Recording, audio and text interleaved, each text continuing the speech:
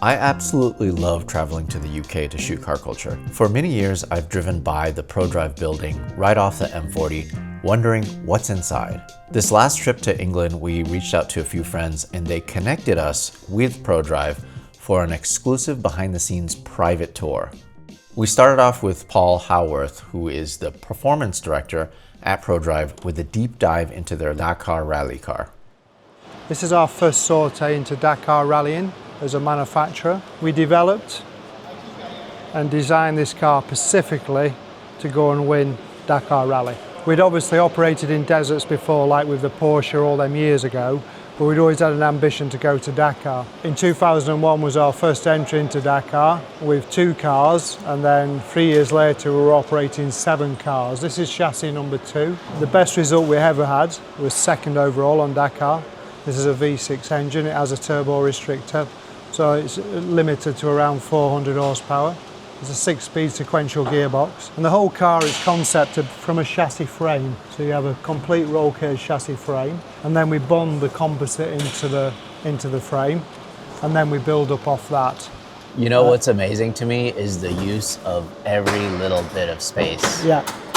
It's cool because it's not like you started with a vehicle and it's like, okay, we gotta fit all this stuff. Yeah. Fit like traction boards, yeah, the spare tires. Yeah. Whereas now you design something from the ground up and you figured this is the most ideal place for all of this stuff. Yeah. Why it's so big under the back is when we first operated this car, we were allowed to carry 3 spare wheels. So we had a 3rd spare in the rear. That's why you've got this big void of space. Where then a year later they changed the rules, so you're not allowed to carry 3 spares. I've just never seen a spare mounted like this. Yeah. Like it's so interesting to see something like this, especially most of the time the spares are just mounted in the rear. Yeah.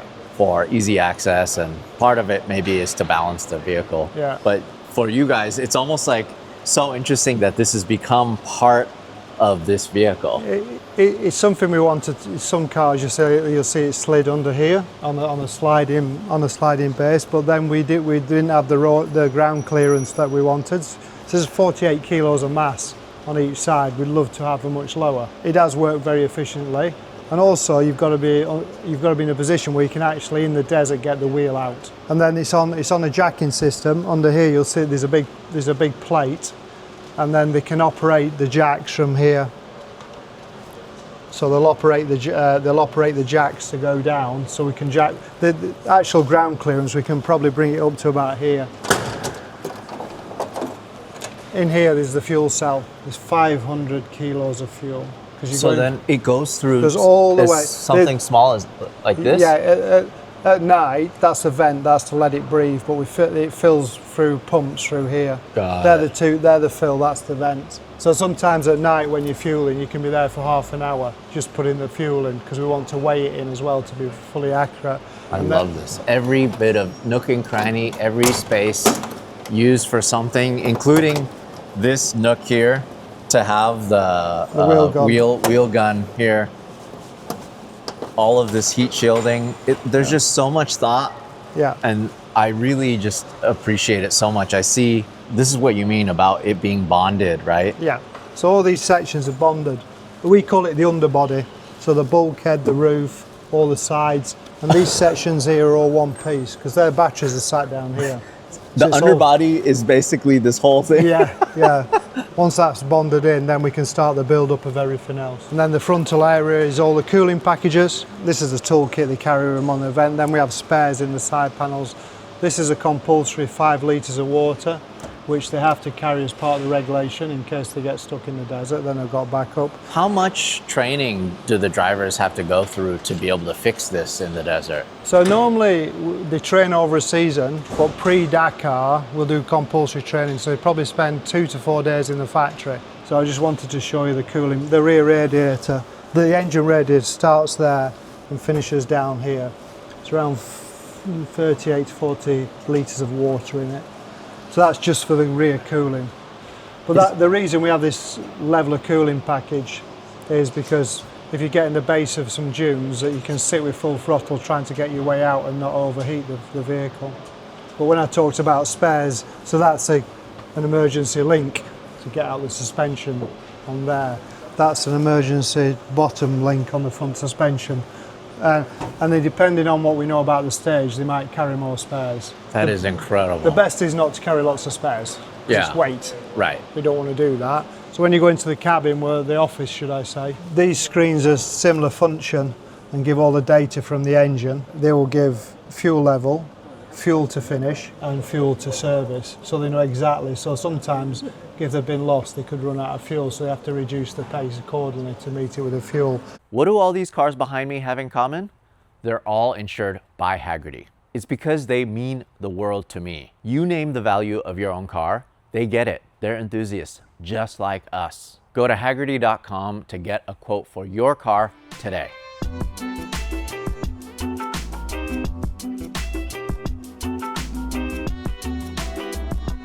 So in Prodrive, we work very closely with lots of manufacturers to basically design, build, and then execute their cars either rally side or track side. And this is the first example when we had our first relationship with Aston Martin. And this is DBR9, which is based on the DB road car. The V12 engine, normally aspirated, and was specifically designed for World Endurance GT1 class. The race team that developed it had already won lots of championships in touring cars with such manufacturers as Ford and Honda, Alfa Romeo, etc.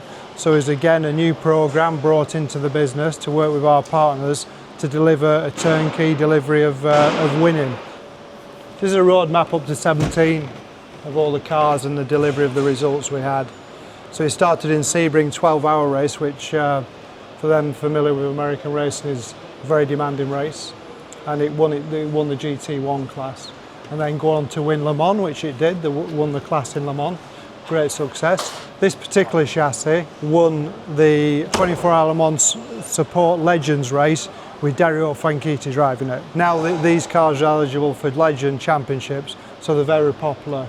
All our cars are currently being operated. This one's been loaned by one of our customers and is full race ready to compete in historic race championships anywhere in the world. So all the engines were built inside Prodrive, and all the development was done here and then executed on the behalf of Aston Martin. Prior to this, we operated a Ferrari 550, again a very successful car, winning Le Mans champion in Le Mans class wins and class wins out throughout the world. So our DNA in racing is as similar to rallying. So we've done lots of touring car championships with lots of manufacturers. Then we moved on into the world of endurance.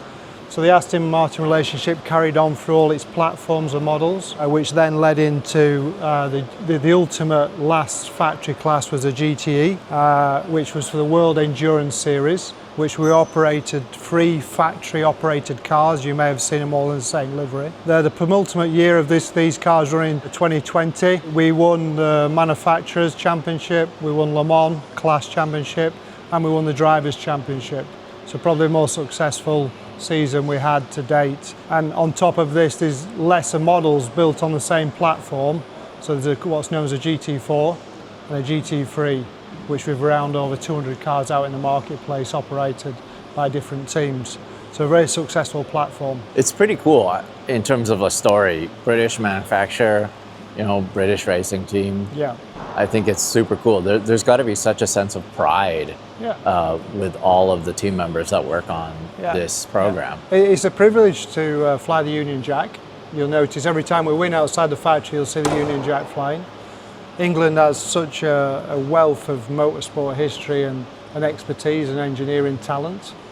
And that engineering talent grows in operations like this and goes on to lead the best teams in the world in whether it be world endurance, rallying, or especially Formula One.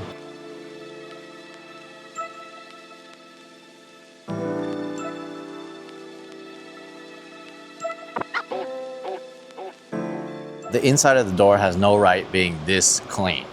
No, who's gonna look at this? Like, look at this. Yeah, we are. look at this. Yeah. It's all embossed and everything. Yeah. Look how much detail there is. Yeah. That is amazing.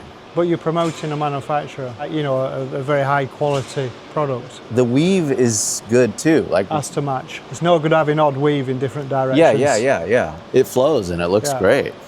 That is amazing. what is that hole for on this side? What Just is... let the pressure out, just let the airflow into the cockpit. Oh, okay. So this car has a conditioning system on it, which is part of the package. Back then we didn't run AC because it's weight and it's reliability, but then the regulations came in where you've got to run a certain cockpit temperature, so then you fit an AC unit which is driven off the rear drive. Back then they were just meant to suffer and just live through it. They're not as hot as because this is normally aspirated. This is twin turbo.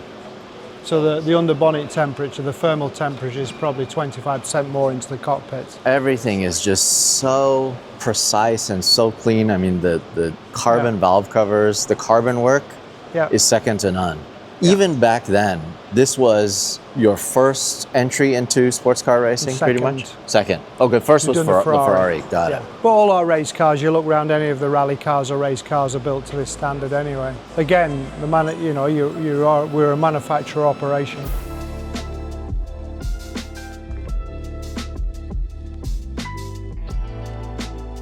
We can't mention the name Prodrive without mentioning their success in the World Rally Championship, so we caught up with David Lapworth, who was part of the program since the beginning. Yeah, you will do. That's right. So, that's the car that we're probably best known for. If you had to pick one car that most people would associate with Prodrive, it would probably be that one. Is this unrestored? That's as it was, yeah, pretty much. Obviously, it's had some care and attention over the years, but it is pretty much as it was. It's only had some, the normal sort of maintenance you would expect. But that's Colin's car from '96. It's interesting to me because when you think about Prodrive, the general public and car enthusiasts, they think about this car. But this is such a small aspect of what Prodrive does. Yep. Prodrive does so much in terms of engineering and even aerospace. Yep. A lot of people don't know that. As you say, this stands out as probably the most recognised thing that we do. And motorsport in general is the thing that we're most known for. So projects like this, but for all sorts of manufacturers and in all sorts of disciplines, not just rallying, but touring car racing, GT racing, Le Mans, World Endurance Championship, Dakar, all sorts of things, but similar lines. But there is another part to the business as well. When Subaru were looking to go into rallying, they identified us as a potential partner, and they came here for a meeting in the late 80s and said, do you think we could do this together? And I was involved in those meetings, so I go right back to those days of sitting down with President Kuze of STI to talk about, could we do this? And they sent us over a Subaru Legacy, to have a look at and say, do you think you could turn this into a rally car? Through the Legacy that became the Impreza, through this car to the World Rally Car, that whole sort of 20-odd year relationship with Subaru. So what was it like back then working with Colin? It was fantastic for me personally, and for the whole team. We were still very ambitious and growing, and everything was forward. Relatively easy in that, we talk about these days about how, goal setting and the way you manage teams and blah, blah. But then it was easy. We all knew what we were here for. We're going to win the World Rally Championship one day. We were with a young driver who was ambitious. We were a young team that was ambitious. Colin was only interested in one thing, which was winning. He wasn't interested in points and championships, really, almost to the end. It was always about win, win, win, and it was great fun. We were pushing ourselves in every area. Technically, operationally, everything was all just go, go, go. Is that one of the that's the first Subaru project at the end there. That's a legacy. When President Kuze came to us to talk about going rallying, this was the car they had in mind. And we ran that for a couple of years before the Impreza, which is, I guess, the car that most rally fans would relate to. So this is where it started. In 1990, this did its first Acropolis rally. And coincidentally, you'll see that Ari Vatanen, who was David's driver when David was competing as a co-driver, Ari was one of the drivers in the early days. How did this conversation come about to build pretty much the ultimate Impreza? There seems to be a sort of revival of interest from this era. There's all sorts of milestones going through. It's 30 years since Colin won his world championship, and 3 years ago we went to Goodwood with a sort of taster of what it might be. and the reaction was very positive, and we went for it. Did you think it would sell out right away? I was always pretty confident. David was nervous from a commercial point of view. Like, are you guys sure? You know, there are people out there that want to buy, you know, a £500,000 Subaru. Taking something from that era and then bringing it up to date with paddle shift and, you know, nearly 500 horsepower and so on. It wasn't a complicated recipe. I think it came out well, you know. And it's been well received by everybody that's driven it. Has been very positive. And now the discussion, of course, is what's next. This is my first time seeing one. It is stunning. Can we take a look at the engine bay? Yes, we can. So there you go. Nice shiny engine compartment. 400 and something horsepower, closer to 500 than 400. I don't remember the exact figure.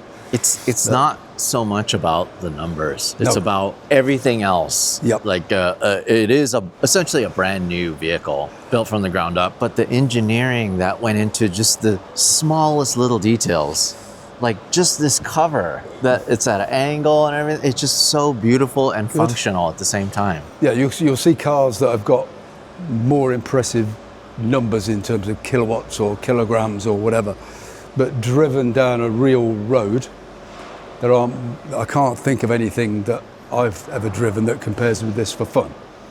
I think Colin would have approved if he'd been around. What's interesting to me is it's only a little more expensive than a very, very clean, low mileage 22B. You know, because those have just been going up in price every single year. Don't talk to me about 22Bs because I had one, yeah.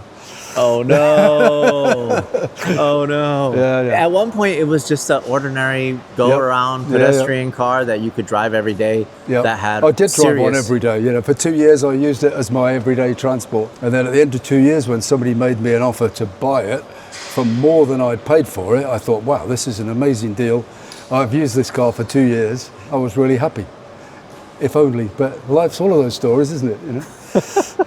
It was 000.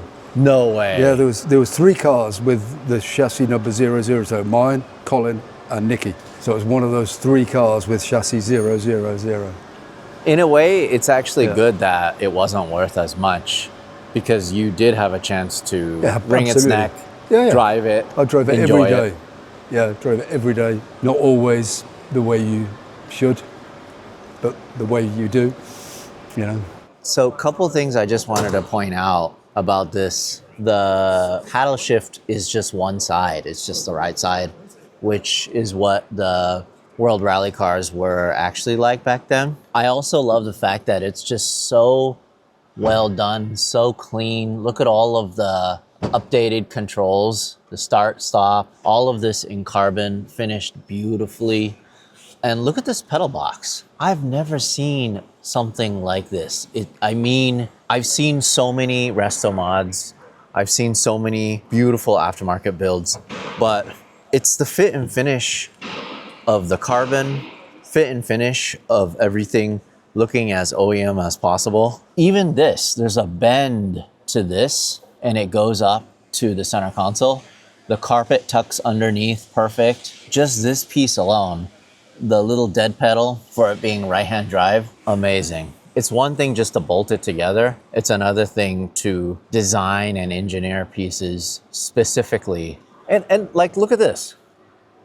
I'm assuming this was probably not one thing that they just took off of another car. I'm assuming they designed this specifically just for this. One other car in their main shop area piqued my interest. The last thing I would have expected to see at Prodrive was an old school Mustang. I love this so much. Yeah, it's really cool, isn't it? The old no school. Tools or parts here. No, yeah. And the old Holly carb there and things. It's just, you know, simple engineering, and that's what you need when you're going across the Gobi Desert. So then, this is a vehicle that 100% I just had no idea it would be here. No. And it's, you know, it's really unique to Prodrive as well of doing something like this. You know, we had a customer come to us and with the concept and the idea and said, you know, do you think you could do this for us? And we said, why not? This has just come back from Peking to Paris, so it's just completed 15,000 kilometers and we're just doing the reprep on it. And then, so it's going to go back to the customer and then they're going to go on the next rally. Exactly. So this is owned by Hero ERA, which is based at Bicester Motion. So this will go back into their stock and it will be ready to go for another customer to rent out for whatever rally they wish to do. So then this is not like a stage rally. This is for long distance. It's not just 15,000 kilometers over tarmac. You're going through all sorts of terrains for 5 weeks. And hence why it's got to be so strong, but also simple to repair and fix along the way. I love seeing all the spares bolted to everything, so you have the as you can see, the spare dampers there, etc. I mean, of course, the car's not complete at the moment because we're just going through the re-prep stage. It's a shame I can't start it up for you today, but the 302 V8 we've got in there, it sounds fantastic. I don't know if this is true or not, but a lot of times when I see shops like this, they don't work on these vehicles on lifts. No. And is that because it's the same situation if you're out and about in the middle of a stage or something? Exactly. It's the same situation. And with us being in the rally world, it's always been the way, really, to work off our stands. And you're, in the middle of the Gobi Desert or through Kazakhstan or wherever you may be in the world, you don't have the luxuries of ramps. Can we take a look at the inside? Of course we can. Comfy. So yeah, it is. That's the main thing. You could be sitting in this for 10 hours a day. So it really does have to have a bit of comfort to it. We even put extra seat covers on during the rally just to help with that. You can see it's very well worn. I mean, it is. The driver's heel there. It's just, it's almost like worn through the metal over here. Yeah. So a lot of the modern race cars have air conditioning. Does this one have air conditioning? This does not have air conditioning. It does not? No. Oh, so you just have to suffer. It's such good. So yeah, you got a roof vent there, which it does work when you're going 80, 90 miles an hour. You do get a good amount of wind in there, but it's a hot place to be in certain countries. So do you have to wear a helmet with this? You don't. Not on these long distance rallies. It's not. You're not constantly racing. A lot of it is you're getting to your destination. Even though you're driving slightly faster than you would going to work, the majority of it is not needed for that. That's interesting. So then does that mean it has like a full harness system as a normal? Well, no, we've got a 4-point harness here that we use and external headsets, intercom. Oh, got it. So they can communicate. You can just put over your head without a helmet, and it works. And long distance, so you can play your Bluetooth, your music through that, or anything. To keep everyone. That is a huge fuel cell, huh? Yeah, 120 liters, and you need it. It drinks some fuel, as you could imagine. An old V8. She's not a light thing either, so to keep it going. So then, what's up with this carbon Kevlar down here? Yeah, so that's all floor guard protection. You can see underneath, it really does do its job. Again, they're going over, rocks, potholes, far taller than the car itself. So the more protection we can put underneath, the better. To say the car's not complete at the moment, but the engine also has a complete aluminium sump guard. We have guards around the rear diff. Anything that we can protect, we will. We also had a chance to take a peek behind the curtains in their engineering and engine development area. What is this? This is the V12 engine out of the DBR9. So this was in the 2004-2005 era Le Mans car and GT1 car. Well, why is it sitting here? Those cars still come back here for servicing, still have all the drawings to get the service parts manufactured. I'm learning so much today about Prodrive. What blows me away is that it's a one-stop shop for racing. Absolutely. You build the engines, you build the chassis, you develop parts, you take them to race. It's amazing that this place exists. It's amazing. It's so cool. Yeah, I mean, that's one of the big appeals for manufacturers and privateers alike is we can deliver everything from a car to do a sport to an entire program and run it for you and take the cars around the world. We can start from a clean sheet design for so, for example, the Dakar cars where there's no base car whatsoever. So we just start from a completely clean sheet design. Or we can take like the Astons where we take a body shell and we essentially build a new car out of it. Yeah, we've got the expertise to do everything from body design, suspension, engines, gearboxes, and any part as much or as little as the customer wants. So these plug onto the side of the airbox. They've got different restrictors for different series that you... Just look how small that is. I can't believe all that air, all that power needs to be made through just a tiny little hole. Yeah, I mean, this is one of the most critical bits of design on the car for that era of naturally aspirated V12s. This was, something that probably had hundreds of thousands of pounds of development to get to that sort of design. I mean, in here we've got 8 different engines for different programs, all in build at the same time. It's always amazing to come in here and see the variety of engines. Every engine will come through here for a sign-off, so it's a health check and performance analysis. So every customer wants to know exactly what their engine can do. It's one of the most important figures that a customer will want to know is exactly what horsepower did it make, and is it the same as every other engine that we're sending out. So this is a full climatic controlled, humidity controlled dyno cell.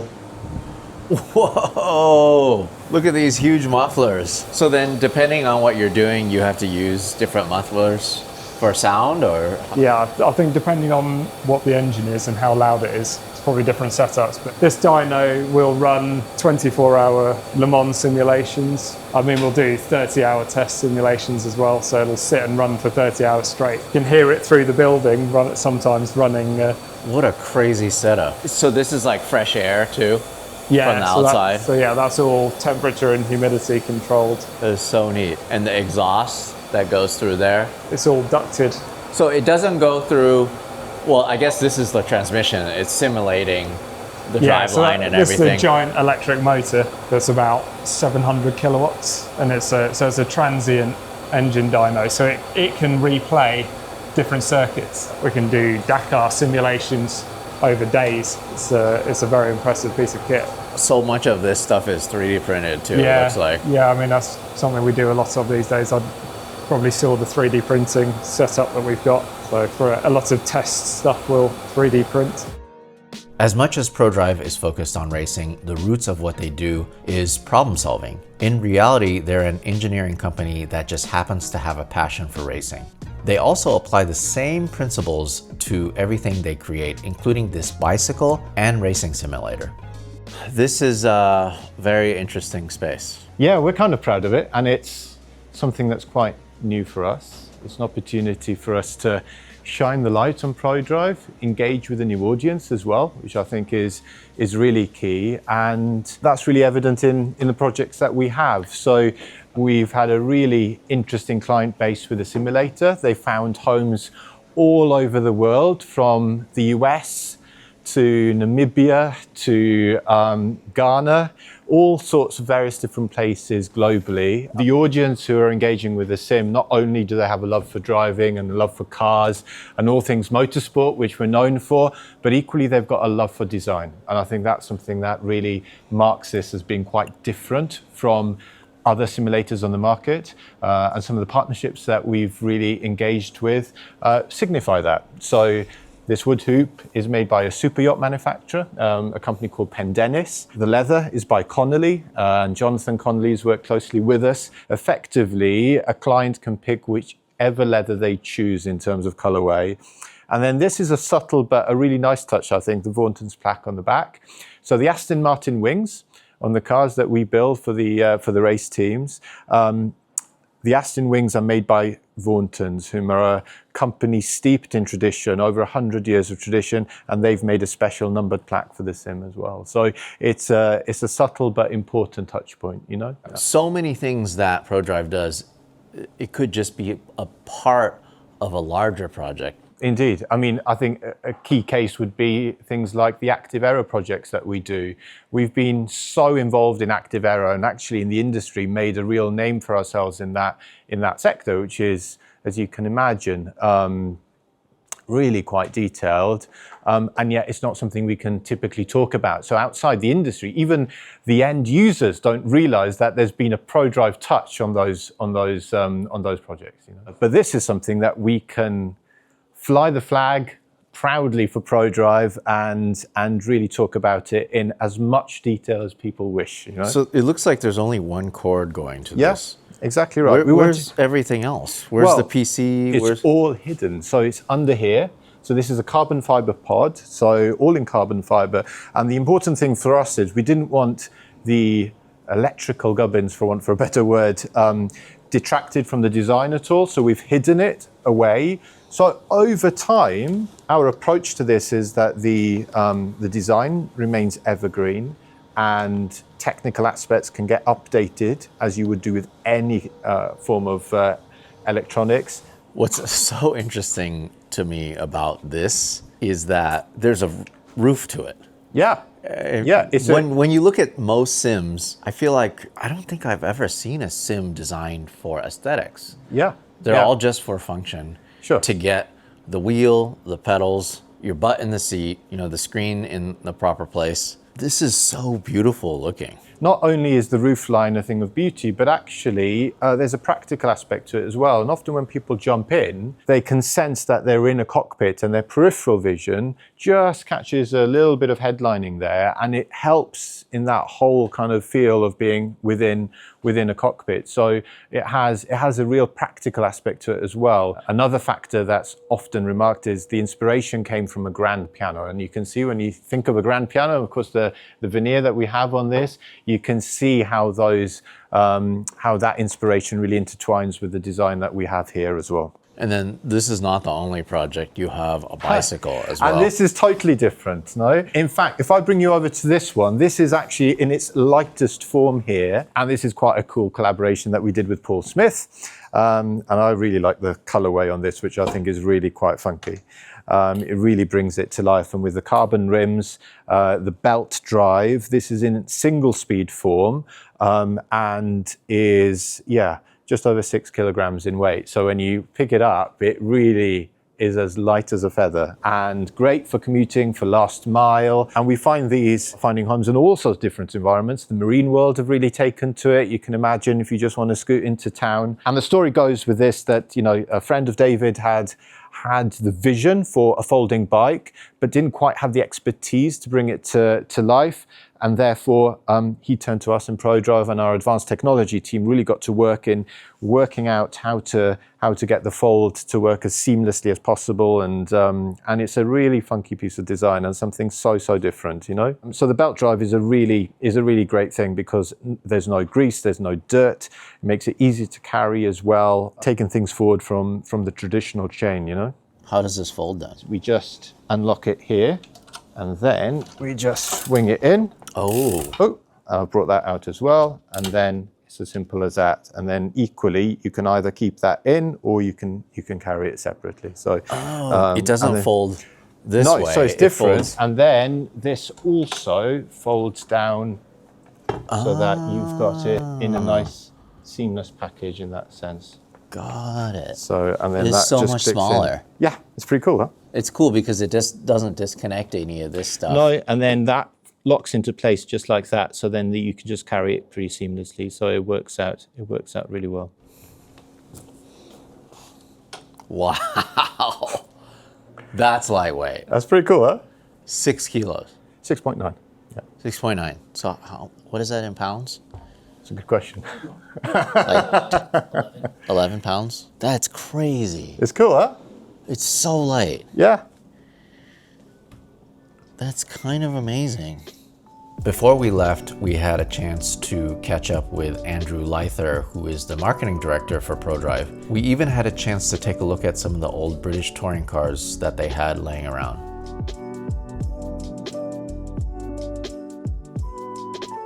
So how many people actually work here at Prodrive? So Prodrive's around 500.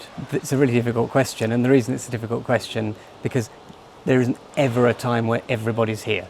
You know, right now we've got a team in Brazil, we've got a team out testing, and so it's a really sort of feels a bit of a transient workplace. But ultimately, you know, when you've got the majority of the teams down here, this is a hub. It's all going on. And I'm assuming most of the people that at least work on the racing side are car enthusiasts. Our car park oftentimes, and again, today might not be the greatest day to see that, but the car park is you know, it's like wandering into the Festival of Speed as you did. You know, I'm often sort of parking at the wrong end and taking a walk down. That's true, everybody. I actually have a question about this display. Is this like a permanent display, or So is this something just set up for today? So if you're lucky enough to come for a tour, and you can actually tour the building, right, you get to see this. But is it a static display? No, not at all. The cars are constantly changing because they're all being used. So this P25 will disappear back off to its owner to be used. The DBR9 will find itself back on track. And we've got other vehicles inside the collection that we rotate back in. But we always like to have a couple of real sort of special bits of precious metal to remind us all of the successes. And then what about the ones in the lobby? Yeah, so they tend to be a little bit more static. Let me open the door. Of course, you will have seen the 6R4 on Friday at Goodwood, maybe. I don't know if you saw the big celebration of 6R4s. This was there, so they're also moving and being used. That was quick. Yeah. Goodwood was literally yesterday. Yeah, absolutely. I also love the fact that there's just engines just on stands. Well, you know, we have a lot to do with the heart that beats inside these vehicles, and a huge amount of engineering effort and know-how goes into them, so they deserve a little bit of representation as well. And then probably the first car that Prodrive was truly involved with was the 911 in a Middle Eastern rally series that was set up by David and the early team. I hope you folks enjoyed this tour of Prodrive. I just have to thank the entire team for showing us around. It really gives me a deeper appreciation for what they do to win races.